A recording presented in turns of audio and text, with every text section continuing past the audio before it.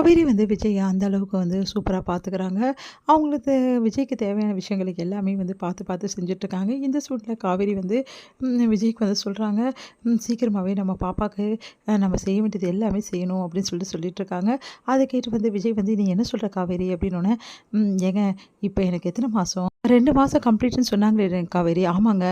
அதுக்கப்புறமா 5ஆம் மாசம் எனக்கு வளகாப்பு நடத்தணும். அப்புறம் 7, அப்புறம் 9 இந்த மாரி நெறைய நடத்துவாங்க." அப்படின்னோனே, என்ன காவேரி சொல்ற?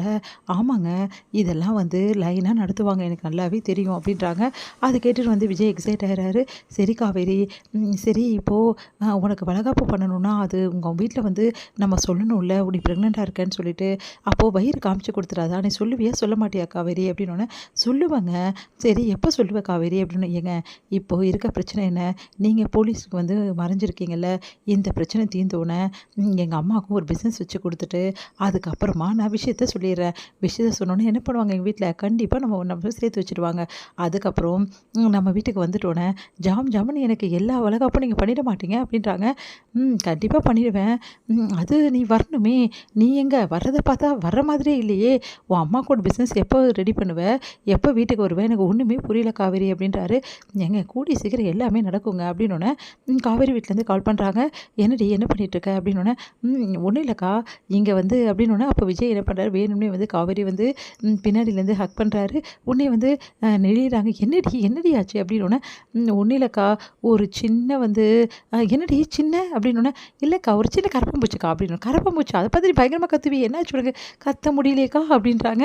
உடனே வந்து "என்னடி ஆச்சு உனக்கு?" அப்படின்னு. "நான் கரப்பான்பூச்சா?" அப்படின்னு சொல்லிட்டு அப்படியே வந்து மறுபடியும் ஹக் பண்ணிட்டு அப்படியே வந்து கிஸ் பண்ண வராரு. "ஏங்க சும்மா இருங்க" அப்படி சொல்றாரு. "என்னடி ஆச்சு அங்க?" அப்படின்னோனே, "ஏன்டி இப்படிலாம் பேசிட்டு இருக்க? என்ன தாண்டி நடக்குது?" அப்புறம் "ஒண்ணும் இல்லம்மா" அப்படின்னு சொல்லிட்டு அப்படியே வந்து சொல்றாங்க. அவங்க அக்காகிட்டயும், அவங்க அம்மாகிட்டயும். சரிடி இன்னைக்கு அப்பாவோட பொறந்த நாள் ஞாபகம் இருக்குல்ல? அம்மா அது எப்படி மறக்க முடியும்? நான் காலையிலேயே கேக் வெட்டி ஜாலியா கொண்டாடிட்டேம்மா" அப்படின்னோனே, "என்னது கேக் வெட்டி கொண்டாடியா? என்னடி சொல்ற?" அப்படின்னு. "ஐய்யய்யோ! மாட்டிக்கினோமே" அப்படின்னோனே, "காவேரி பாரு இப்படிலாம் பேசிட்டு இருக்க" அப்படின்னோனே, இல்லம்மா அப்படி கொண்டாடின மாதிரி எனக்கு தோணுச்சும்மா. அந்த அளவு அப்பாவுக்கு கனவுல எனக்கு அப்படியெல்லாம் அப்பா கூட சேர்ந்து கேக் வெட்டினதெல்லாம் ஞாபகம் வந்துச்சும்மா. எப்படி அப்பா கூட சேர்ந்து கேக் வெட்டினோம்? அவரு தான் அங்க ஊர்ல இருந்தாரு. நம்ம எங்க அப்படி பண்ணோம்மா? அப்படி ஞாபகம் வந்துச்சும்மா. கனவுல அதெல்லாம் நடக்கக்கூடாதாம்மா? ஓ! கனவுலயா? அப்படின்றாங்க.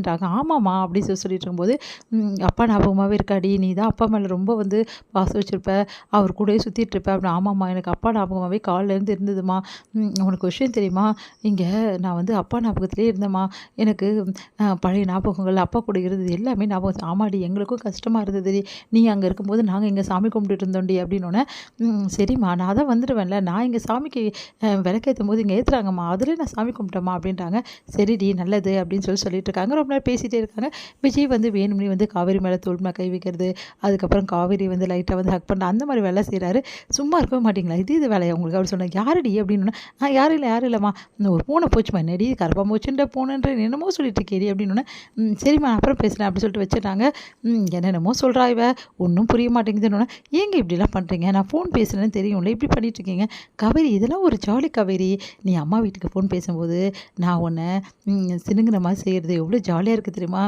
இதெல்லாம் அனுபவிச்சா எவ்வளோ நல்லாயிருக்கும். நீ நம்ம வீட்டுக்கு வந்துட்டேன்னு வச்சுக்கோயேன், இதே மாரி நெறைய அனுபவிக்கலாம்ல அப்படின்னோனே, போங்கங்க அப்படின்றாங்க. அப்படியே வந்து நடுவு பார்க்குறாங்க. விஜய் வந்து பிடிக்கிறாரு. 2 பேருமே அப்படியே ரொமான்டிக்கா வந்து கட்டி பிடிச்சுக்கிறாங்க. சரிங்க இப்ப பரவாயில்லல்ல உங்களுக்கு? எனக்கு தான் குணமாயிடுச்சு காவேரி. பாரு நல்லா போயிட்டுருக்கு அப்படின்னோனே, பரவாயில்லங்க. எப்படி போச்சுன்னே தெரியலல்ல நாளெல்லாம் அப்படின்னு சொல்லிட்டு அப்படியே 2 பேரும் பார்த்துருக்காங்க. பசுபதி வந்து என்ன பண்றாரு, வெண்ணிலாவோட மாமா வந்து ஒரு இடத்துல வந்து வச்சிருக்காரு. அவரு வந்து "என்ன ஏன் இப்படி இங்க வந்து வச்சிருக்கீங்க? முதல்ல இங்க வந்து அனுப்புங்க" அப்படின்னா, "அதெல்லாம் அனுப்ப முடியாது. நீ இங்க இருக்கிறது தான் நல்ல பாதுகாப்பு. இல்லன்னா அந்த விஜய் வந்து மோப்பம் புடிச்சு எங்கேயோ வந்துட்டான்னா பெரிய பிரச்சனை ஆகும். அதனால நீ இங்கே தான் இருக்கணும். இங்க பாருங்க நான் விஜய் கிட்ட எதுவும் சொல்ல மாட்டேன்னு சொல்லிட்டேன்ல. நான் யார்கிட்டயும் எதுவும் சொல்ல மாட்டேன்னு சொல்ல. அதுக்கப்புறம் எதுக்காக இங்க வச்சிருக்கீங்க? வெண்ணிலாவையும் அப்படி பண்ணிட்டீங்க. என்னையும் ஊருக்கு போக விடாம பண்ணியிருக்கீங்க. இது நியாயமா நீங்க பண்றது?" அப்படின்னு சொல்லிட்டு வெண்ணிலாவோட மாமா சொல்றாரு. "இங்க பாருயா, நான் சொல்றபடி நீ இங்க தான் இருக்கணும். கொஞ்ச நாளைக்கு இங்கேயே இரு. அதுக்கப்புறமா உன்னை ஊருக்கு அனுப்புறதா இல்லை என்ன பண்ணுறதுன்னு யோசிக்கிறேன்."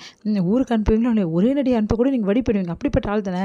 இங்கே பாரு ரொம்ப பேசினேன் அப்புறம் அவ்வளோதான். இங்கேயே இரு. ஐயோ எல்லாம் எல்லாம் தலையெழுத்துன்னு புலம்புறாரு.